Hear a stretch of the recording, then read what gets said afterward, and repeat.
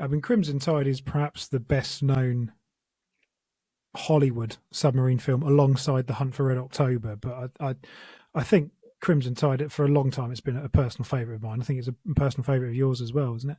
It is, yeah, one of my all-time favourite films. I have to say, I've got a real weakness for it, and I always will do, I think. I mean, it's directed by, in my opinion, the vastly underrated Tony Scott, and stars Gene Hackman and Denzel Washington, absolutely riffing off each other to an astonishing level. It's soaked with tension and brooding, unspoken resentment, mostly between these two very brilliant military men with very different backgrounds and methods. You could maybe argue it's a metaphor for racism. You know, Hackman's Captain Ramsey clearly has a prejudice against Washington's Hunter, which is partly based on class, but also race. It is implied through a discussion they have on horses, particularly towards the end. That becomes a little more explicit. But just what cracking entertainment it is, and I'm a little bit surprised this film is maybe not rated a bit more highly because I think, as I say, Dash Boot's the pinnacle, really, of submarine films. I mean, what it does, the detail that it gets, and of course it is 3.5 hours, the director's cut, but it just every single frame is packed with detail.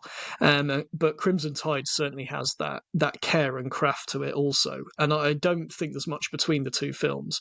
Of course, Crimson Tide is very bombastic. It's very, that Don Simpson, Jerry Bruckheimer era where, it's lots of big scores. Hans Zimmer score, which I actually only realised on rewatching it recently, even though I've seen it a million times.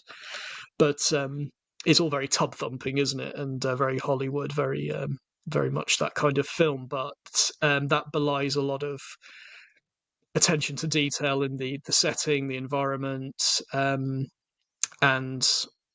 character development as well. Scott, for example, he takes the idea of a truncated communication about the Russians launching a nuclear attack and he runs with it to the point where you just have to see what's behind that corrupted message. And both Ramsey and Hunter have conviction and both have valid arguments. This has, okay, Hunter Washington is the nominal hero, but that's not to say Ramsey is damned in turn. There's a good exploration of both viewpoints, and the supporting characters are also very well constructed to allow their moral dilemmas to bear weight. Yeah, I mean, as I said, it's sort of been a favourite of mine for a while. And you mentioned Tony Scott being slightly underrated he was more seen as an action director, and you mentioned those Don Simpson, Jerry Bruckheimer big action films. Obviously, the likes of Top Gun, Days of Thunder, and many more. The Rock is another one from that period. Crimson Tide, though, it's more of a character study. There is a lot of action in it, but I think the reason it really works is, like you said, that playoff between Gene Hackman and Denzel Washington, the two of them, and two fantastically charismatic screen presences, terrific actors. They have brilliant chemistry. And I kind of liken it oddly to A Few Good Men in there, where you have Tom Cruise and Jack Nicholson for different points in their careers, and they're kind of playing off each other, but they both got valid arguments as to how to run the military. And there's one scene in Crimson Tide when there's a fire in the galley and Captain Ramsey runs a missile drill at the same time. And he later argues that war doesn't wait around for everything to be, as he says, hunky-dory.